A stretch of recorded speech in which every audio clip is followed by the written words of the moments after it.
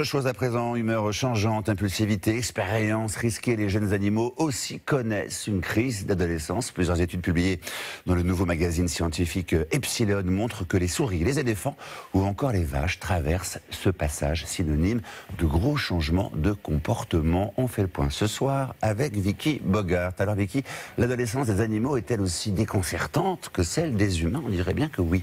Oui, on apprend que les souris ont des conduites à risque à l'adolescence dans ce nouveau magazine d'actualité scientifique. Lors d'une expérience en laboratoire, les jeunes rongeurs ont bu plus d'alcool et consommé plus de nicotine que les adultes, un comportement encore plus marqué quand ils étaient en groupe.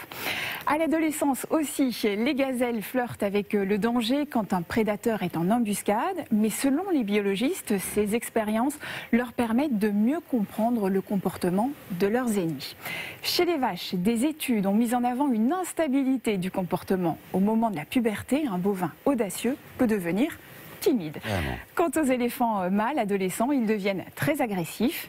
Et enfin, les propriétaires de chiens l'ont peut-être déjà remarqué, même les chiots les mieux élevés peuvent devenir hyperactifs et ne plus obéir à l'adolescence, qui commence dès 5 mois pour les races les plus petites, dès 10 mois pour des races plus grandes, et elle peut durer entre quelques mois et un an. Alors ces comportements sont-ils utiles, Vicky?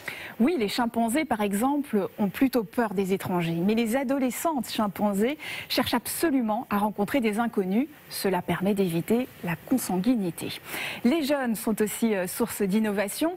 80% des nouveaux jeux chez les grands dauphins en captivité viennent des adolescents.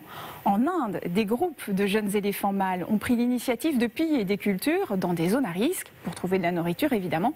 Les adultes ont fini par les copier. Alors comment s'explique cette sorte de crise d'adolescence universelle? On va dire ça comme ça. Par les bouleversements hormonaux, les zones du cerveau liées aux émotions se développent à grande vitesse, alors que le cortex préfrontal, en charge de la prise de décision, prend plus de temps à mûrir. Mais ces jeunes animaux font aussi preuve de comportement solidaire. Par exemple, des adolescentes orques jouent volontiers les babysitters auprès des plus petits. Eh bien ça c'est bien, merci beaucoup Vicky.